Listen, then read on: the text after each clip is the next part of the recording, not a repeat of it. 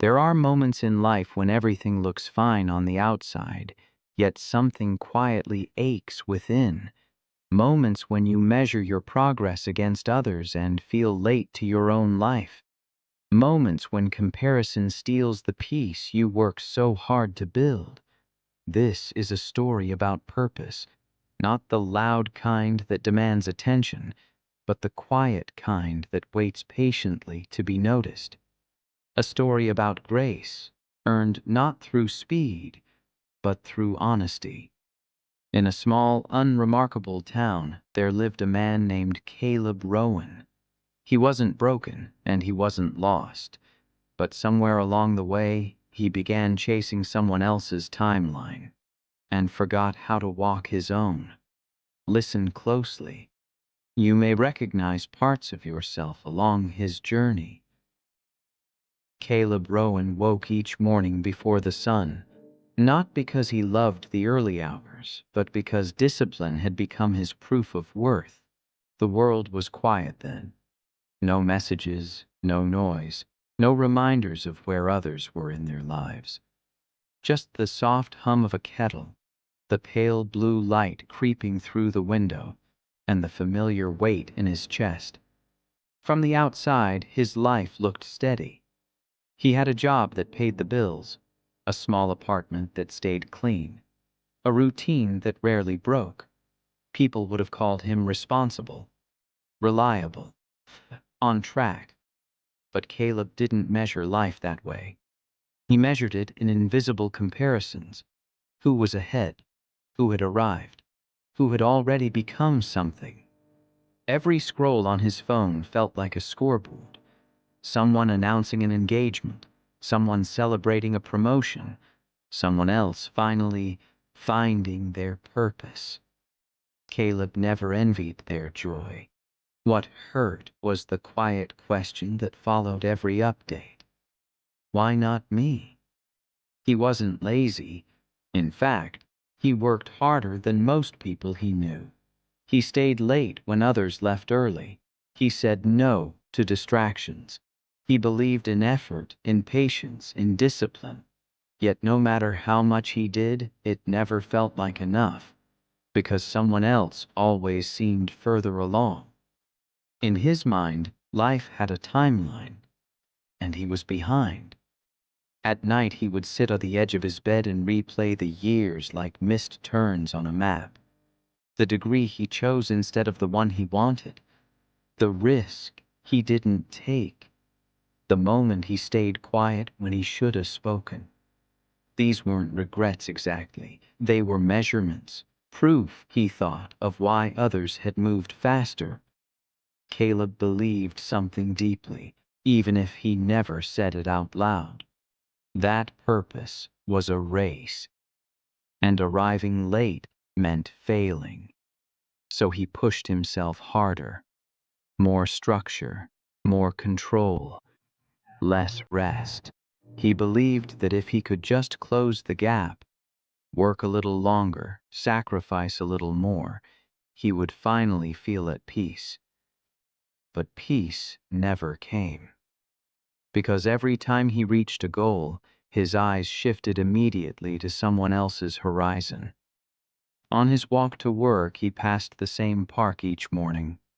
Parents with strollers, runners moving with ease, an old man feeding birds on the same bench. Caleb watched them without judgment, but with a quiet confusion. They all seemed to be exactly where they were supposed to be. He wondered when that feeling would arrive for him. If you're honest, you may know this feeling too. The strange exhaustion of trying to live on time, someone else's time. The quiet pressure of believing that life is keeping score. Caleb didn't know it yet, but his struggle wasn't a lack of purpose. It was the belief that purpose could be compared at all, and that belief was about to be tested. Caleb decided that if life was a race, then he would run it without complaint. He began to wake even earlier. His mornings became sharper, tighter, more controlled. Cold showers, lists written the night before, goals broken into smaller goals, then smaller still. There was comfort in structure because structure didn't ask questions. It simply demanded obedience. He told himself this was what discipline looked like, and in many ways it was. Weeks turned into months, and something began to move. His work was noticed. A project he had quietly poured himself into was praised by people who rarely gave praise. His name came up in rooms he wasn't invited into. Nothing dramatic, but enough to make him feel briefly like his effort had weight. For the first time in a long while, Caleb felt hopeful. He walked with more purpose. His shoulders sat a little higher. When he looked in the mirror, he didn't see failure, just someone in progress. He started believing that maybe all those years of restraint and patience were finally aligning into something meaningful. But even in these small victories, something remained unsettled. He noticed it during a lunch break, sitting alone with his coffee. A colleague across the table laughed as she talked about her next big step, moving cities, taking a risk. Finally going all in. People congratulated her, encouraged her, spoke about her courage. Caleb smiled. He meant it. Yet inside, the measuring returned. She's younger. She moved faster. She didn't wait as long. The climb was real, but so was the comparison. At night, he tracked his progress obsessively. Not just his own, but everyone else's. He didn't call it jealousy. He called it awareness. He told himself he was learning from others, studying the patterns of success. But the truth was simpler. He still believed that worth could be ranked. And so, discipline became something else. Not a tool for growth, but a weapon against inadequacy. He stopped celebrating small wins. They felt childish compared to the milestones others were reaching. He pushed through exhaustion, mistaking burnout for commitment. Rest began to feel like falling behind. The strange thing was, his life was improving. On paper, he was climbing. Yet the higher he went, the more anxious he felt, because the view only showed him how many people were still ahead. One evening, after a long day, Caleb sat alone at his desk long after everyone else had left. The building was silent, lights dimmed, screens glowing. He stared at his reflection in the darkened window and asked a question he had been avoiding. If I reach everything I'm chasing, will it finally be enough? He didn't have an answer, only the next task, the next goal, the next comparison. Caleb was climbing, but he was climbing someone else's mountain, and mountains have a way of revealing the cost of that mistake. The opportunity arrived quietly, almost modestly, after years of waiting. A position opened, one that matched the sacrifices, the long hours, the discipline. It was the kind of step Caleb had imagined would finally shift everything into place. The kind people describe as the moment things change. He didn't celebrate when he heard the news.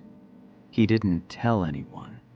He simply nodded, thanked the person who told him, and returned to his desk with controlled calm. Inside, though, something loosened. For the first time in years, the future didn't feel like a moving target. This was it, he thought. This is where I catch up. For weeks he prepared in silence. He refined his work, reread old notes, practiced conversations in his head late at night. He imagined how this step would finally validate his patience, how it would prove that his slower path had still been the right one.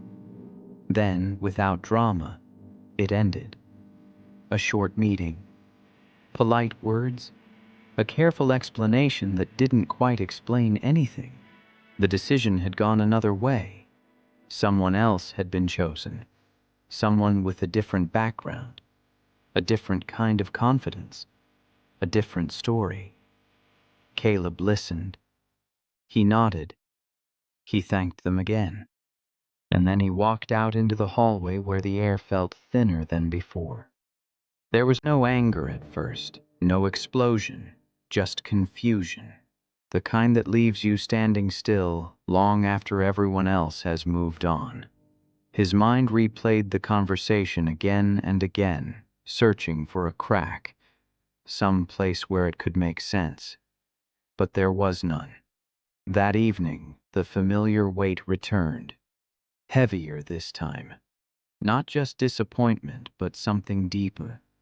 A quiet humiliation he couldn't name. It wasn't that he had failed, it was that he had believed this moment would save him. At home, he sat in the dark longer than usual. His phone buzzed with notifications he didn't open. Another announcement, another celebration, someone else arriving. The comparisons he had held at bay came rushing back with force. They're moving forward. I'm standing still. I waited too long. For the first time, Caleb questioned the story he had told himself about discipline, about patience, about timing. He wondered if his restraint had been wisdom or fear dressed up as virtue. Sleep didn't come easily that night. When it did, it was shallow and restless. He dreamed of running towards something he could see clearly, only to find his feet sinking deeper with every step. In the days that followed, his routines continued, but without meaning. He woke early out of habit, not purpose. The lists still existed, but they felt hollow. Discipline without belief is just movement.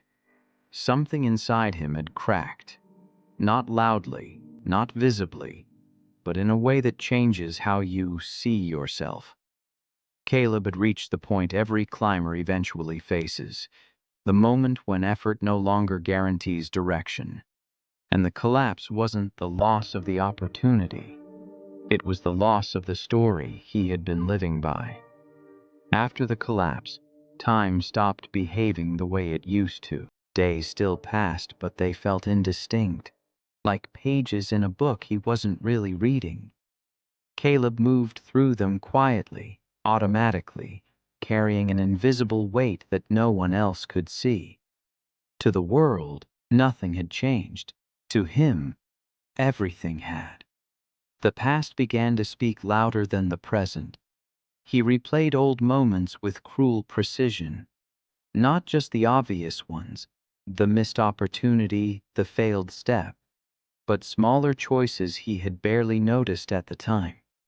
Conversations where he stayed silent, risks he postponed, paths he didn't take because they felt uncertain. He told himself he was reflecting, but it was punishment. Every memory became evidence in a case he was building against himself, proof that he had misunderstood life, that others had known something he didn't, that while he was being careful, the world was rewarding courage. Caleb started living in if only. If only I had moved sooner. If only I had been bolder. If only I hadn't waited for the right time. The future felt unreachable, so his mind anchored itself to yesterday. He avoided places that reminded him of who he used to be. The park, the cafe where he once planned goals with quiet optimism. Even certain songs felt dangerous. They carried versions of himself he no longer trusted. At night, guilt replaced rest. He lay awake thinking about timelines, ages, invisible deadlines. He calculated how far behind he might be, not just in career, but in life, in becoming someone. The worst part wasn't sadness, it was stagnation. Caleb wasn't moving forward, but he wasn't falling apart either. He existed in a narrow space between regret and fear, afraid to let go of the past because at least it was familiar. Afraid to imagine a future that didn't resemble the one he had planned. So he clung to old versions of himself like anchors. The disciplined one, the patient one, the one who believed waiting would eventually be rewarded. Letting go of that identity felt like admitting it had all been a mistake, and that was unbearable. He told himself that holding on was strength, that revisiting the past meant learning from it, but deep down he knew the truth. He wasn't learning, he was hiding. The present asked something uncomfortable of him: acceptance, and acceptance felt too much like surrender. If you've ever felt trapped between who you were and who you hoped to become, you know this space. The heaviness of carrying an old story long after it stops serving you. The exhaustion of replaying chapters that can't be rewritten. Caleb didn't realize it yet, but his suffering wasn't caused by failure. It was caused by refusal. Refusal to release the past. Refusal to forgive himself. Refusal to step into a future that didn't promise comparison. The weight of yesterday was heavy, but it was also optional. And soon the weight would become too much to carry. Eventually, the noise inside Caleb grew so constant that he began to withdraw from everything that might disturb it. He stopped explaining himself to people, stopped sharing plans, stopped asking questions about the future. It was easier to stay quiet than to risk another reminder of where he believed he should be. His world grew smaller. Work became transactional. Conversations became polite and brief. Even his mornings, once structured with purpose, lost their meaning. He still woke early, but now he sat longer in silence, staring at the wall as if waiting for something to tell him what to do next. Nothing ever did. The apartment felt different in those days. Not lonely. Emptier than that, as if the rooms were holding their breath.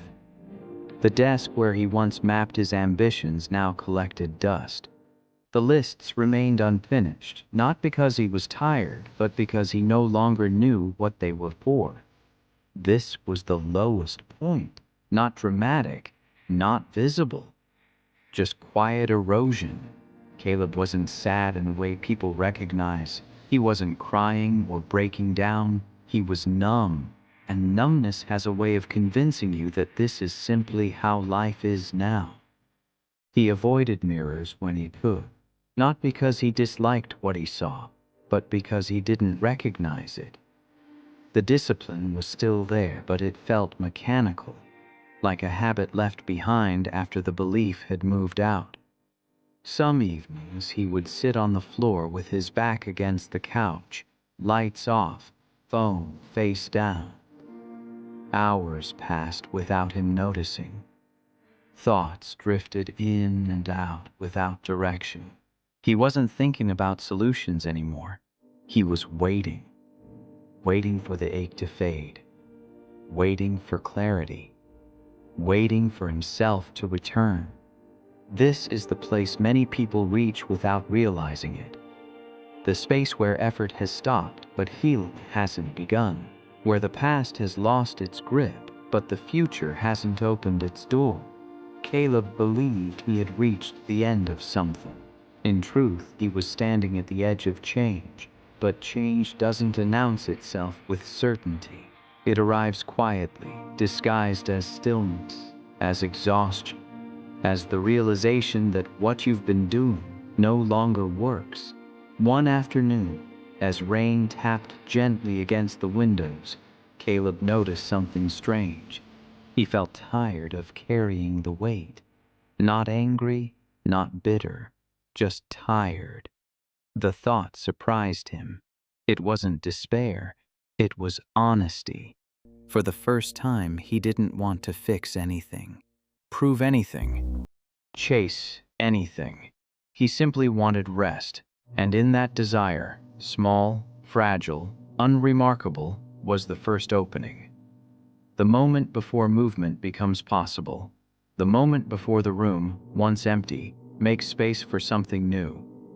Caleb didn't know it yet, but he was done resisting. And when resistance ends, change finally has permission to enter. The encounter didn't feel important at first. That's how most turning points arrive. One morning, unable to sit still in his apartment, Caleb wandered back to the park he had been avoiding. The air was cool, the ground still damp from the night's rain. He walked without direction, hands in his pockets, eyes lowered, as if hoping the world wouldn't ask anything of him. He noticed the old man on the bench before he realized why he had stopped. The man was the same one he had seen months ago, feeding birds with patient, deliberate movements. Nothing about him stood out.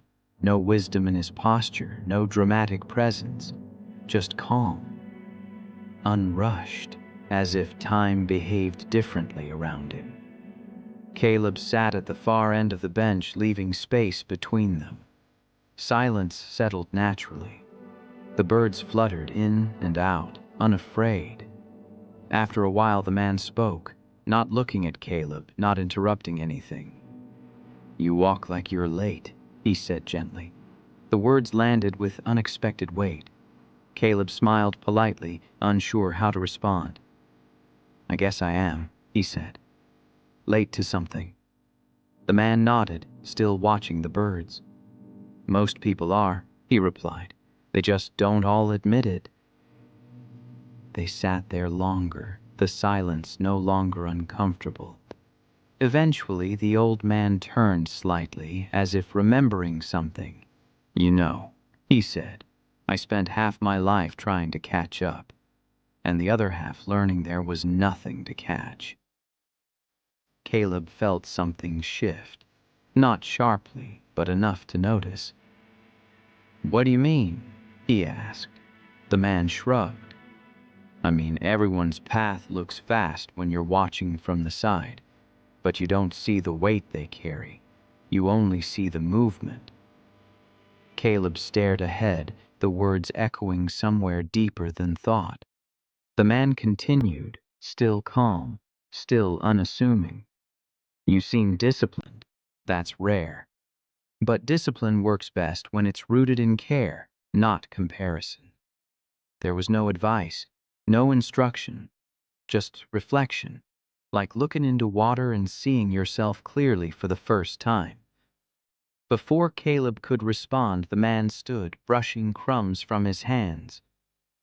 "You're not behind," he said simply. "You're just early to understanding something others won't learn until much later." Then he walked away.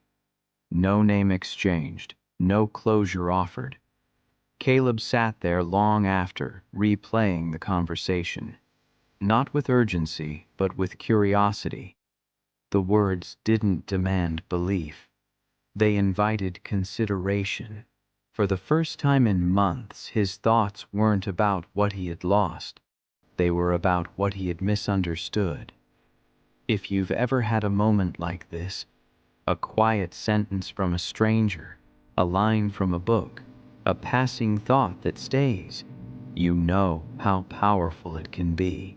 Not because it fixes everything, but because it changes the question.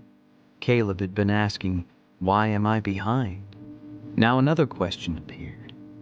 What if I'm exactly where I need to be to learn this? And that question, gentle as it was, began to loosen the grip of comparison. Change did not arrive as motivation. It arrived as permission. Caleb didn't wake up the next day transformed. There was no surge of energy, no sudden clarity. Instead, there was a quiet decision to stop forcing himself forward before he understood where he was standing. He began with small things, not goals, not plans, just care. He slept a little longer when his body asked for it. He took walks without tracking steps or outcomes. He returned to his routines but loosened his grip on them, allowing space where pressure once lived. Discipline remained, but it softened. For the first time, Caleb practiced effort without urgency. He worked steadily, not to catch up, but to stay present. He focused on what was directly in front of him, resisting the urge to measure how it compared to someone else's progress. Some days, the old voice returned. You're slowing down. You're falling behind again. But now, he noticed it instead of obeying it. He didn't argue. He didn't suppress it. He let it pass like a thought that didn't require action. This was unfamiliar territory. Letting go didn't feel like strength at first. It felt like vulnerability, like standing without armor in a world that rewards speed and certainty. But beneath that discomfort, something else emerged. Relief. Caleb realized how heavy the constant measuring had been, how much energy it took to live as if life were a race with invisible judges. Without that weight, even ordinary moments felt different. He started enjoying his work again, not for what it promised, but for what it taught him. He read without thinking about how useful the knowledge might be. He exercised without imagining the future version of himself it might create. This wasn't resignation, it was alignment. Healing didn't come from doing less, it came from doing things for the right reason. Caleb began to understand something subtle but powerful. Purpose wasn't something waiting for him at the end of a path. It was something forming inside the way he walked. There were setbacks, days when comparison crept back in quietly, dressed as curiosity. He caught himself scrolling longer than he meant to, feeling the old tightness return. But now, he stopped sooner.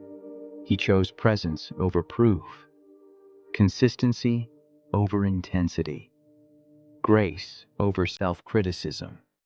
If you're listening to this and feeling unsure about your own pace, this part matters. Growth doesn't always feel productive.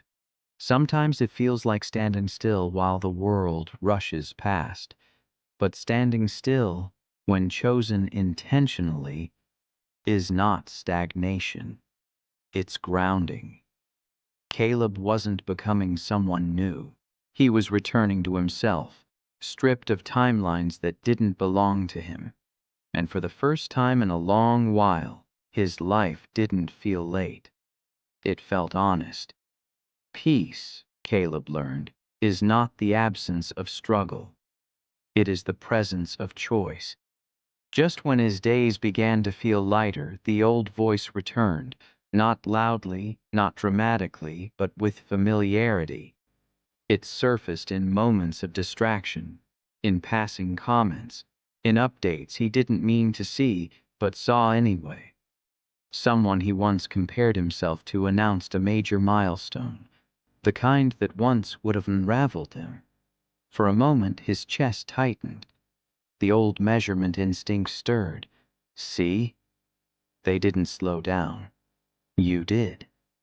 The thought arrived effortlessly, as if it had been waiting patiently. Caleb noticed how quickly the narrative tried to reclaim him, how convincing it sounded when framed as concern instead of fear. The voice didn't accuse, it questioned. Are you sure you're not settling? Are you sure this calm isn't just giving up? This was the new struggle. Not collapse, but temptation. The temptation to return to urgency, to trade peace for proof. He felt it most in the quiet hours, the times when no one was watching, when discipline was no longer enforced by anxiety, when the only thing guiding him was intention. And intention, unlike pressure, requires honesty. Some days Caleb slipped. He pushed himself too hard again, stayed late for the wrong reasons, compared outcomes instead of effort. He recognized the familiar exhaustion creeping back, but something was different now. He didn't spiral. Instead of shame, there was awareness. Instead of punishment, there was correction. He reminded himself why he had slowed down, not to avoid growth, but to reclaim it. He returned to the practices that grounded him: focused work, quiet reflection, movement without performance. Strength, he realized, wasn't proven by intensity. It was proven by consistency. Anyone can push for a short time out of fear. Few can move steadily without external validation. This time, when the old voice spoke, Caleb answered, not with resistance, but with clarity. I'm not behind, he thought. I'm becoming. That answer didn't silence the voice completely, but it weakened its authority. If you're on a similar path, understand this. Old habits don't disappear when you decide to change. They return to test whether your growth is real or reactive. Caleb passed the test not by being perfect, but by staying present. He learned to choose again, and again, and again. Each choice small, each choice quiet. But together they formed something stronger than comparison ever had. Trust. And trust, once built, doesn't rush. The shift was so subtle that Caleb almost missed it. One morning he realized he hadn't checked anyone else's progress in days. Not intentionally, not as an act of discipline. He simply hadn't felt the need. His attention had returned to something quiet, something closer, his own life. The days no longer felt like something to get through. They felt inhabitable. Mornings carried a calm rhythm. Work unfolded with steady focus. Even uncertainty felt less threatening because it was no longer being measured against someone else's certainty. Purpose, he discovered, wasn't loud. It didn't announce itself with milestones or applause. It revealed itself through alignment. The sense that your actions, values, and pace were finally in agreement. Caleb began to notice meaning in places he once overlooked. In finishing a task with care. In conversations that weren't about outcomes. In evenings that didn't require distraction. There was balance now. Not the kind that demands perfection, but the kind that adjusts naturally. When he worked fully. When he rested without guilt. He no longer borrowed anxiety from imagined futures. The world hadn't slowed down. He had. And in slowing, he had learned to see. He passed the park often and noticed the old bench, the one where something had shifted. The birds still gathered there. Different people came and went. Life continued, indifferent and generous at the same time. Caleb understood something then that had once felt impossible. Everyone is walking through a season you cannot see. Comparison only shows you the surface of their journey, never the weight beneath it. His own path, once a source of quiet shame, now felt personal, intentional, earned. There were still goals ahead, ambitions that mattered, but they no longer defined his worth. They were expressions of it. If you're listening and wondering when things will finally feel right, this part matters. Peace doesn't come when life becomes perfect. It comes when you stop arguing with the life you're in. Caleb hadn't arrived anywhere extraordinary, but he had arrived home, and that changed how everything else felt. There comes a moment in every journey when the story stops being about the character and starts being about you. Caleb's life did not transform because he moved faster. It transformed because he stopped measuring his worth against timelines that were never his to follow. If there is one truth his journey offers, it is this: comparison is not motivation, it is distraction. It pulls your attention away from the only path that can ever fulfill you. your own. Some lessons are learned through effort, others are learned through release. You don't fall behind in life because you're slow. You fall behind when you abandon yourself trying to keep up with others. Purpose cannot be borrowed. It cannot be rushed. And it cannot be proven through someone else's milestones. Discipline matters, but only when it's rooted in care, not fear. Strength matters, but only when it includes gentleness. Failure matters, but only if you let it teach instead of define you. Let go of the version of yourself that was trying to arrive on time. Hold on to the version of yourself that is learning to arrive honestly. Your journey will not look like anyone else's, and that is not a weakness. It is the point. There is healing in choosing your own pace. There is courage in refusing to measure your life by borrowed standards. There is peace waiting for you the moment you stop racing toward validation. If you feel late, pause. If you feel behind, breathe. If you feel lost, look inward, not outward. You are not failing. You are becoming. And becoming takes time.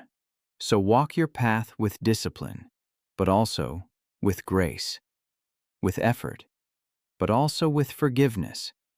Let your life unfold at the speed of truth, not comparison. If this story spoke to you, carry it with you. Share it with someone who needs permission to slow down. And if you want more stories like this, stories that remind you who you are beneath the noise, stay connected. Your path is not late.